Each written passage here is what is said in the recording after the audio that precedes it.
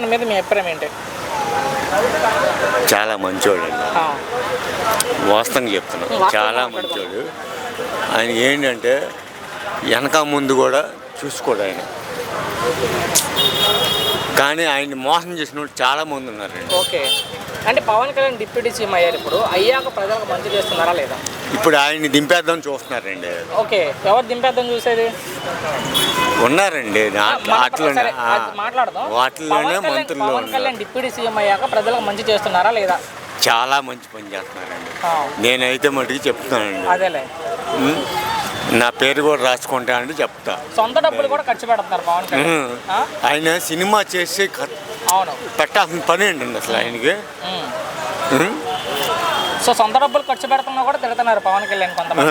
తిడుతున్నారు ఎందుకు మరి అలా? ఎందుకంటే రానంతసేపు ఏం ఉండదండి, వచ్చిన తర్వాత ఏం చేస్తారు వీళ్ళు? సార్ మీ తిరుగుతారు. అభిప్రాయంలో పవన్ కళ్యాణ్ సినిమాలు చేసుకోవాలనుకుంటున్నారా, రాజకీయాల్లో ఉండాలనుకుంటున్నారా? నాకు తెలిసి సినిమాలు చేసుకోవడం బెటర్ అనిపిస్తుంది. రాజకీయాలు వద్దనుకుంటున్నారా? రాజకీయం చేయాలి, రాజకీయం చేయాలి, సినిమా కూడా చేయాలనుకుంటున్నారు. అంతే.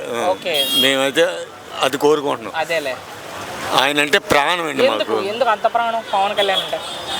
అంత ఇష్టం ఎందుకన్నా? అది గుండెల్లోంచి వస్తుందండి. ఇప్పుడు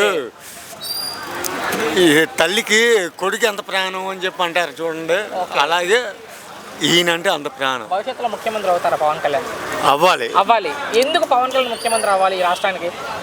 రాష్ట్రానికి ముఖ్యమంత్రి అవ్వాలంటే ఆయన చేసే మంచి పనుల వల్లే. ఓకే, ఫైనల్గా ఒక్క మాట పవన్ కళ్యాణ్ గురించి ఏమండి? ఒక్క మాట చెప్తానండి. పవన్ కళ్యాణ్ గురించి చెప్తాను. ఆయన ఇచ్చిన సీట్లలో ఒక్క సీటు పోయిందో చెప్పండి. అదే 21 వచ్చినాయి. ఒక మాట ఏం చెప్తారన్న చివరిగా?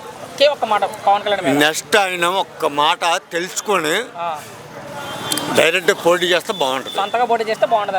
అంతే.